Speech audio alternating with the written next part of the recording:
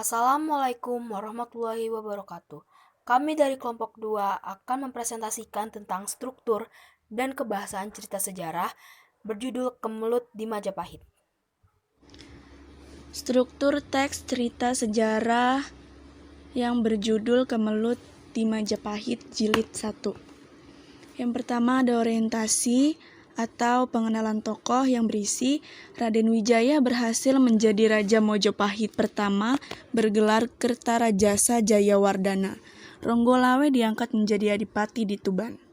Yang kedua ada pengungkapan peristiwa yang berisi terjadinya persaingan di antara para istri Dyah Gayatri dan Dyah Dara Petak dalam memperebutkan cinta kasih dan perhatian Sri Baginda yang tentu saja akan mengangkat derajat dan kekuasaan masing-masing.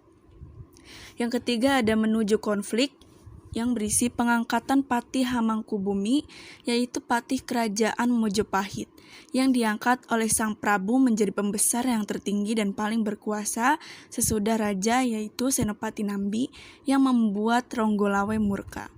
Yang keempat ada puncak konflik yang berisi Ronggolawe datang menghadap raja untuk mengutarakan isi hatinya atas keputusan Sang Prabu. Yang kelima ada penyelesaian. Sang Prabu Kertarajasa tetap tenang menghadapi Ronggolawe yang murka dan berkata bahwa keputusan yang diambilnya itu sudah dipertimbangkan masak-masak. Selanjutnya adalah kebahasaan. Kalimat bermakna lampau. Contoh yang pertama, dan hubungan antara junjungan ini dengan para pembantunya sejak perjuangan pertama sampai Raden Wijaya menjadi raja amatlah erat dan baik. Contoh yang kedua, akan tetapi guncangan pertama yang mempengaruhi hubungan ini adalah ketika Sang Prabu telah menikah dengan 4 putri mendiang Raja Kertanagara, telah menikah lagi dengan seorang putri dari Melayu. Contoh yang ketiga, sebelum putri dari tanah Melayu ini menjadi istrinya yang kelima, Sang Prabu Kertajasa Jayawardana telah mengawini semua putri mendiang Raja Kertanagara. Hal ini dilakukan karena beliau tidak menghendaki adanya dendam dan perbuatan kekuasaan kelak. Menggunakan kata yang menyatakan urutan waktu. Contoh yang pertama, setelah Raden Wijaya berhasil menjadi Raja Mojopahit pertama bergelar Kertajasa Jayawardana, beliau tidak melupakan jasa-jasa para senopati atau perwira yang setia dan banyak membantunya semenjak dahulu itu membagi-bagikan pangkat kepada mereka. Contoh yang kedua, tak lama kemudian hanya suara derap kaki Megolamat yang berlari congkalang yang memecah kesunyian gedung kadipaten itu, mengiris perasaan dua orang istri yang mencintai dan mengkhawatirkan keselamatan suami mereka yang marah-marah itu. Contoh yang ketiga, pada waktu itu Sang Prabu sedang dihadap oleh para senopati dan penggawa. Yang ketiga, menggunakan kata kerja material. Yang pertama, mendengar akan pengangkatan Patih ini, merahlah muka Adipati Ronggolawe.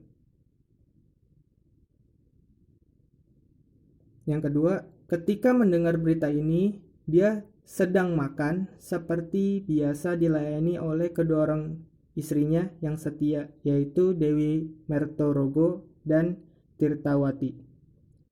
Yang ketiga, akan tetapi Adipati Ronggolawe bangkit berdiri membiarkan kedua tangannya dicuci oleh kedua orang istrinya yang berusaha menghiburnya.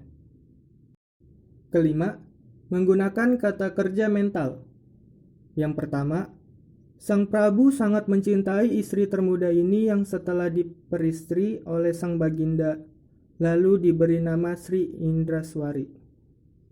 Yang kedua, Sang Prabu sendiri juga memandang dengan alis berkerut tanda tidak berkenan hatinya. Namun karena Ronggolawe pernah menjadi tulang punggungnya di waktu beliau masih berjuang dahulu, Sang Prabu mengusir ketidaksenangan hatinya dan segera menyapa Ronggolawe.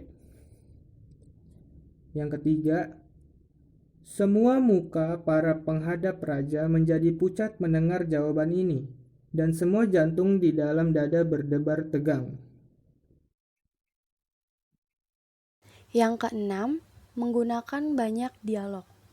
Contoh pertama, Kakang Mas Adipati harap Paduka tenang. Dewi Mertorogo menghibur suaminya.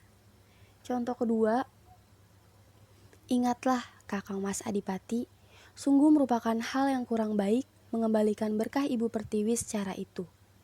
Tirtowati juga memperingatkan karena melempar nasi ke atas lantai seperti itu penghinaan terhadap Dewi Sri dan dapat menjadi kualat.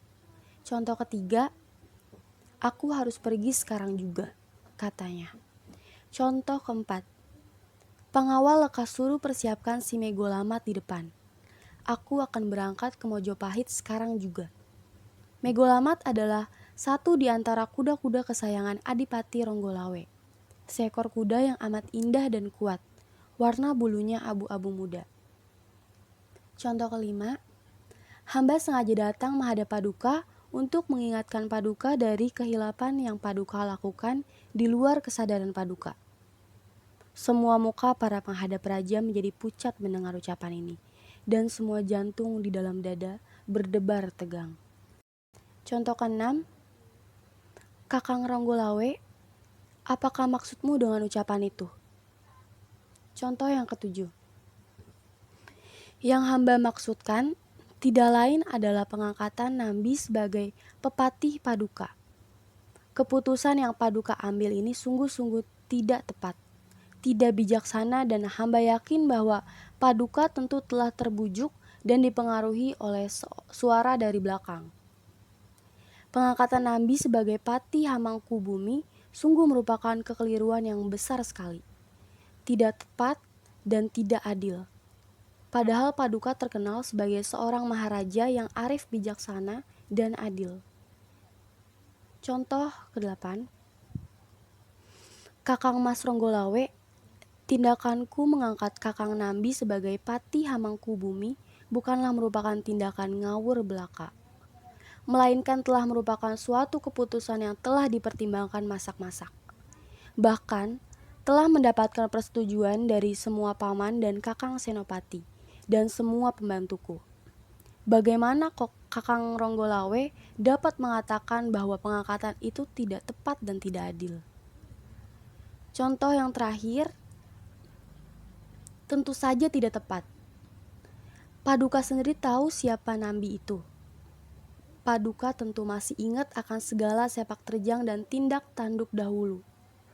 Dia seorang bodoh, lemah, rendah budi, penakut, sama sekali tidak memiliki wibawa. Selanjutnya, kebahasaan yang ketujuh adalah menggunakan kata-kata sifat. Yang pertama, Diah Gayatri yang bungsu ini memang cantik jelita seperti seorang Dewi Kahyangan, terkenal di seluruh negeri dan kecantikannya dipuja-puja oleh para sastrawan di masa itu. Yang kedua, putri yang kedua yaitu yang muda bernama Darapetak. Sang Prabu Kertarajasa terpikat hatinya oleh kecantikan sang putri ini. Maka diambillah Diah Darapetak menjadi istrinya yang kelima. Yang ketiga, hebat bukan main ucapan Ronggolawe ini. Seseorang adipati tanpa dipanggil berani datang menghadap sang Prabu dan melontarkan teguran-teguran seperti itu. Muka Patih Nambi sebentar pucat, sebentar merah. Kedua tangannya dikepal dan dibuka dengan jari-jari gemetar. Adapun nilai-nilai cerita sejarah pada cerita Kemelut di Majapahit yaitu nilai budaya. Tirtowati juga memperingatkan karena melempar nasi ke atas lantai seperti itu, penghinaan terhadap Dewi Sri dan dapat menjadi kualat. Lalu ada nilai moral. Di dalam kemarahan dan kekecewaan, Adipati Ronggolawe masih ingat untuk menghancurkan sembahnya. Lalu ada nilai sosial.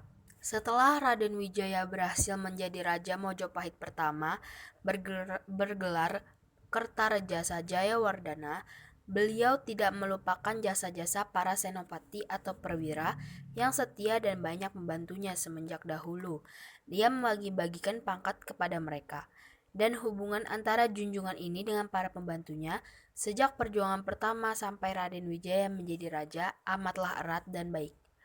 Dan terakhir, ada nilai estetis, yaitu Megolamat adalah salah satu di antara kuda-kuda kesayangan Adipati Ronggolawe, seekor kuda yang amat indah dan kuat, warna bulunya abu-abu muda. Sekian dari kami, kurang lebihnya mohon maaf. Assalamualaikum warahmatullahi wabarakatuh.